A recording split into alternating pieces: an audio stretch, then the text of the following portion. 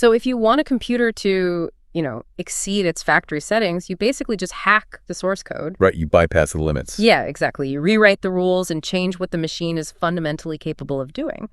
But what if the operating system you're trying to rewrite is your own soul? That's a pretty intense question. It is, right? Welcome to the Deep Dive. Today, we are opening up a really fascinating stack of translated sources detailing ancient Taoist philosophy. Yeah, specifically, we're looking at a deeply mysterious text called Das Geheimnis der goldenen Blüte, or The Secret of the Golden Flower. Right. And our mission today is to unpack the cosmological blueprint of the human soul based on this text.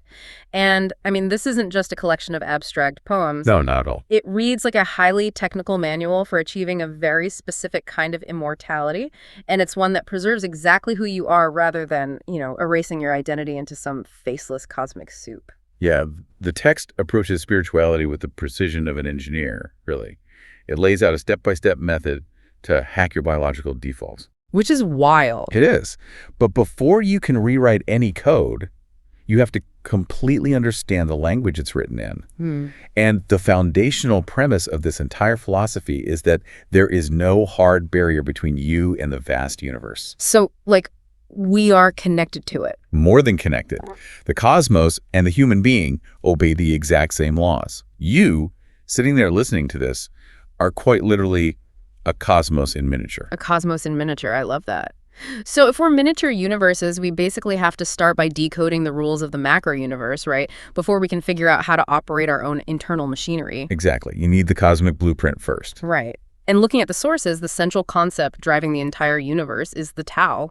And I want to unpack this because the text breaks down the literal ancient Chinese character for Tao, and it's a bizarre combination of ideas. It really is. It combines the symbol for head or beginning, the symbol for going or a track, and originally it also included a symbol for standing still. So going and standing still at the exact same time. Yeah, it forces your brain to just completely break out of normal linear logic. It really does. The Tao is the ultimate world principle. It's the meaning that exists before any physical reality takes shape. It is the unmoving unity from which all movement is born. Okay, so I was trying to visualize this when reading, and the best analogy I could come up with is a massive train track spanning the globe. Okay, a train track. Yeah, because the track itself is completely unmoving. It just sits there perfectly still in the dirt, but it dictates, mediates, and supports every single movement of the trains that travel on it. Right. It gives the movement its law and direction, even though it never moves a single inch itself. That captures the exact mechanism of the Tao perfectly. It's the unmoving track. Sure. But, the reality we actually experience day to day doesn't look like an unmoving track, does it? No, not at all. It's chaotic. Right. It looks chaotic and diverse. And that's because the moment reality emerges from the Tao, it immediately splits into a polarity. The unmoving unity divides into two fundamental forces. Yin and yang. And here is where I really want to pause, because looking at the sources, I realize I have had this completely wrong my entire life. Most people in the West do, honestly. Yeah, because if you ask almost anyone here about yin and yang, we immediately project this heavy, moralistic, cosmic battle onto it. We think of light versus dark, good versus evil. Angels and demons fighting for control. Exactly. But that's not it at all. No, we have to completely discard that Western framework to understand this text. The authors explicitly root these concepts in pure, observable, natural phenomena, completely devoid of any moral judgment. Just nature doing its thing. Exactly. The character for yin doesn't mean evil. It simply represents shadow. Specifically, it depicts the north side of a mountain or the south side of a river. Which are just areas in the shade because of how the sun hits the landscape. Right. It's literally just shade. And yang represents light. The original character depicts fluttering pennants catching the sunshine. It's the south side of a mountain and the north side of a river, just active sunshine. Yeah, yang is the active conditioning principle. Yin is the passive derived principle. And together, their interplay creates what the text poetically calls the 10,000 things. 10,000 things. Which is just their shorthand for the entire physical outer world. So there's no moral war happening here. It's just the active and passive expressions of that one unmoving train track, the Tao. Okay, so because you are a miniature universe, that exact same cosmic split happens inside your body the moment you're conceived. The central life principle enters you and immediately fractures into a polarity. Right. And inside us, this hardware split is called Jing and Ming. Let's look at how those function, because this is where the operating system analogy really takes hold. Jing translates to essence or nature, Okay. and the written character is made up of heart and being born. It's your emotional consciousness, your spirit, the part of you that perceives and reacts to the outside world. Like the software. Right. The sources compare it to the concept of logos, the illuminating spiritual hardware. And then the other half of that internal split is Ming, which translates to life or fate. And the character originally meant a royal command, which is interesting. Yeah, it represents your destiny, your finite vital force. Right. So if Jing is the spiritual hardware, Ming is just the raw battery life you're handed at birth. It's the eros. You don't get to choose your Ming. You just receive it as your allotted lifespan and physical energy. Exactly. And the text pushes this polarity even deeper into our biology. Yeah. It introduces the concept of the dual soul. Oh, yeah. This blew my mind. You don't just have one unified soul calling the shots, you have two.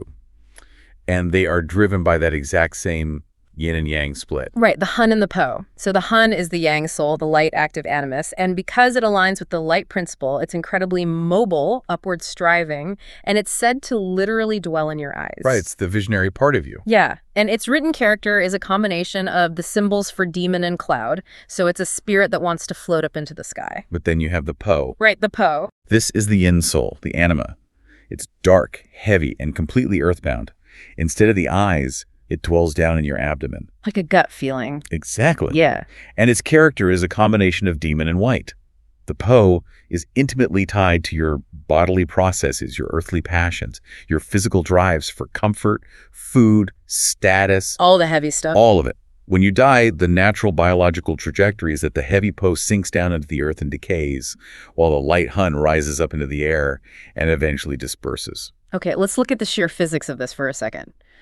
If I'm walking around right now with a cloud spirit sitting behind my eyes, desperately trying to float away, and an earth spirit sitting in my gut, desperately trying to sink into the dirt, how am I not physically ripping apart? Well, It just sounds like an agonizing biological tug of war. you don't rip apart physically, but you absolutely feel that tear psychologically every single day of your life. It's the invisible friction of human existence. Think about your alarm going off at 6 in the morning. Your Po, the heavy earth soul, wants the warmth of the bed, the physical comfort, the path of least resistance. Oh man, I feel that every morning. We all do. And your Hun, the light intellect, wants to get up, meditate, or read a book to grow spiritually. That tension isn't a flaw in your programming, it is the programming. It's built in. Yeah, and because you have these two souls literally pulling you in opposite directions, you are forced to make a choice in how you operate. So you can either surrender to gravity or fight it. Let's look at gravity first, what the text calls the default biological path.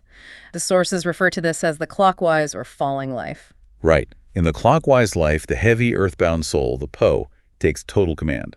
Remember, the Po is full of blind will and base desires. When it dominates, it actually forces the Hun, your higher intellect, into its service. So instead of using my intellect to explore the universe or grow spiritually, I'm using my massive human brain power to figure out how to get a promotion or buy a bigger house or, win an argument on the internet to satisfy my ego. Exactly. The intellect becomes a slave to the gut. That's a great way to put it. And that outward obsession has a catastrophic mechanical cost. Your energy is directed completely outward into the physical world. You become deeply entangled with external things, and this outward flow silently consumes your vital force, your Ming. Like draining a battery. Exactly. Imagine leaving 50 high processing apps running in the background of your phone. You might not be actively looking at them, but they are silently draining the battery to zero. You're constantly externalizing yourself until there's nothing left. And the result of that outward battery drain is eventually biological death. The heavy Po sinks, the light Hun rises, and your unique ego, your I, is completely stripped of its power. You become what the text calls a Gi, a phantom, or a demon. Yeah, and the term demon here doesn't mean a monster with a pitchfork. It means a departed, powerless shade. Because you poured all your vital energy outward into the physical world. When that physical world is suddenly gone, you have no inner center left to sustain you. You're just empty. Completely. The sources describe this phantom experiencing completely internal heavens or hells based entirely on its own lingering illusions. Oh, that's dark. Yeah. If you spent your whole life obsessed with wealth, your phantom state is just this endless, hollow hunger for something you can no longer touch until those mental images finally run out and you reincarnate. That is a terrifying concept, a powerless shade trapped in its own mental leftovers. But this is exactly where the manual offers the ultimate software update, the Taoist hack. The counterclockwise life. Exactly. The text calls this the counterclockwise or rising life.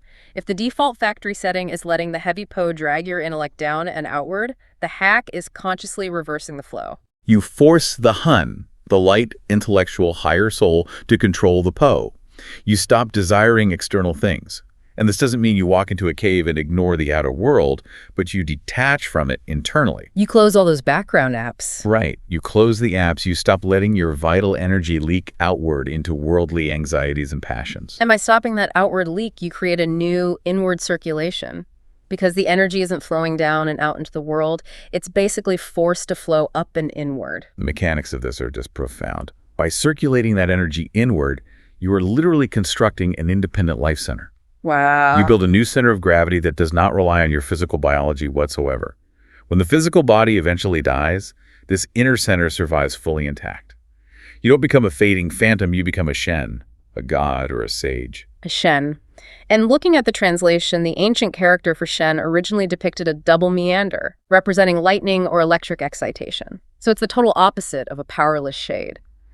A Shen has immense active power. It really does. A Shen can live for millennia. They exist in the unseen realm, continuing to inspire humanity to great thoughts and noble deeds. They are the great sages of antiquity whose influence lasts for thousands of years. That sounds pretty good. It does. But the text includes a massive caveat here. Even as a godlike sage with immense power, they are still subject to space and time. Okay. So becoming a literal god who inspires humanity for thousands of years isn't actually the finish line? No, it's not. As long as that inner rotation of energy continues, they survive. But they are still a personal entity bound by the dimensions of reality. They are not unconditionally eternal. Which raises the ultimate question, right? If becoming a Shen isn't the final goal, what is? And the answer brings us back to the title of our primary source material, the supreme symbol of absolute eternity, the golden flower. The golden flower, it goes far beyond just surviving as a powerful personal spirit. It originates from that complete inner detachment we just talked about, but it reaches an entirely different level of reality. It's the next level up. Yeah, a person who reaches this stage of the golden flower actually transposes their I. They break entirely through the polar duality of yin and yang. They step completely off the playing field of active and passive, light and dark. So they basically trace the entire system back to the original source code. They return to the Tao, what the text calls the two-less one. The golden flower is the symbol of the light returning perfectly to itself. Exactly. You have overcome death, not just by surviving it as a ghost or a god, but by returning to the primal ground of all existence, before the universe even split into polarity. So I was reading through this section, and a massive question hit me. What is it? Conceptually, how is this any different from the Buddhist concept of nirvana? Because in Buddhism, the ultimate goal is also returning to the source and escaping the cycle of suffering, right? Right. But the mechanism of nirvana involves the complete extinguishing of the ego. You blow out the candle, the I is viewed as an illusion, and you basically merge back into the ocean of nothingness. That is perhaps the most profound distinction in this entire philosophy. In Buddhism, the return to nirvana means the complete extinction of the individual. It's pure transcendence into nothingness. Right. But in this specific Taoist framework, the transfiguration preserves something incredible. The sources explicitly state that the idea of the person and the traces of experiences are preserved in the transfiguration. Wow. So I returned to the cosmic source code, but my specific save file isn't deleted. I love that. Yeah, your save file is kept. It's not just a dusty file in a cosmic archive either. It's a living transfiguration. You return to the infinite Tao, but your unique individuality, the distillation of your life's experiences, is transfigured and made truly eternal in the form of the golden flower. That's beautiful. You achieve absolute, boundless unity without losing the essence of your unique journey. That is just a stunning concept, retaining the traces of your experiences in eternity. But conceptually, that's incredibly abstract. If the goal is this profound transposition of the ego, how on earth did a practitioner 2,000 years ago know they were actually doing it right? I mean, it's completely invisible internal alchemy. They needed a diagnostic tool, like a visual map. And to provide that map, the text relies heavily on the 8 trigrams of the I Ching, the Book of Changes. Ah, the I Ching. Yeah, these trigrams are combinations of solid and broken lines that represent fundamental forces of nature. The authors use these symbols as a visual language to explain the invisible mechanics happening inside the human body during this hack. It is literally the user interface for the operating system update. And looking at this interface, the most striking imagery from the sources is the concept of the inner marriage. The inner marriage. Yeah, the secret magical process of creating the golden flower is described as the forced marriage of 2 specific trigrams, Kan and Lai. Let's break those down. Kan is the trigram for water. It represents the abyss, the moon, and the region of Eros, our vital physical life force dwelling down in the abdomen with the Po. The gut energy. Right. It's deep, primal, instinctual energy. And Li is the trigram for fire. It represents the sun, the logos, the illuminating intellect, and it dwells up in the eyes with the Hun. But normally, fire burns upward and water flows downward. They naturally just run away from each other. So how do you force them to collide inside you? Well, you need a catalyst. And that catalyst is represented by the trigram Gen, which means the mountain. The core attribute of the mountain is keeping still. It is the ultimate image of deep meditation. Stillness. Okay, let's look at how that actually works mechanically. We talked earlier about closing the background apps, stopping the outward leak of your energy into worldly passions. Exactly. When you keep the outer self perfectly still, when you violently cut off the outward pull of the Po and its earthly desires, that vital water energy in your abdomen suddenly has nowhere to go but inward and upward. It hits a wall and reverses. Right. And at the same time, by drawing your intellect inward away from the external world, the fire of your eyes is forced downward. So they crash into each other. Exactly. Gen, the mountain, is described as the precise place where life and death touch. By freezing the outward movement of the physical body, you force a massive internal collision. You marry the deep vital force of Kan with the illuminating intellect of Lai. And their union in that absolute stillness creates what the text calls the new person, or the child. That's the birth of the Independent Life Center. The die and become unfolds entirely in the terrifying, profound quiet of the mountain. Which is why stillness is so incredibly difficult for us. Oh, absolutely. We instinctively avoid the quiet of the mountain because that is where the internal collision happens. We'd rather distract ourselves with 1,000 outward things than face the sheer force of marrying our inner fire and water. Wow, yeah. So to basically bring this all together, we are walking, breathing miniature universes. We're driven by a constant, profound friction between an upward-looking light soul in our eyes and a downward-pulling earth soul in our gut. Right, that daily tension. Yeah, and we have a daily choice on how we operate this machinery. We can take the default path. We can let our precious battery life leak out into worldly passions, serving our gut until our energy completely drains and we just fade into powerless shadows trapped in our own mental illusions. The clockwise life. Right. Or we can hack the system. We can use the profound stillness of the mountain to force our inner fire and water to collide. We can build an independent center of gravity, reverse the flow, and basically bloom into the eternal, individual golden flower. When you map this ancient blueprint onto modern life, it's honestly startlingly relevant. Think about the modern attention economy for a second. Well, yeah, it's perfectly designed for the clockwise life. It is. The notifications, the doom scrolling, the endless pursuit of consuming things and projecting status. Our entire culture is engineered to drag your vital energy outward. It's all apps draining the battery. Exactly. We are collectively living the ultimate clockwise falling life, just pouring our life force into the external world exactly as this text warned against thousands of years ago. Which brings me right back to the beginning. Hacking your spiritual operating system. If the ultimate state, the golden flower, is achieved by keeping the traces of your experiences while actively cutting off the outward pull of the world, it really makes you scrutinize the data you're saving to your hard drive every single day. It definitely reframes how you view every minute of your attention. It really does. Yeah. So here's a final thought for you to mull over today. If you were to successfully hack your system, sit in the quiet of the mountain and achieve the golden flower, which of your current daily experiences are actually profound enough to take with you into eternity, and which ones are just silently draining your battery?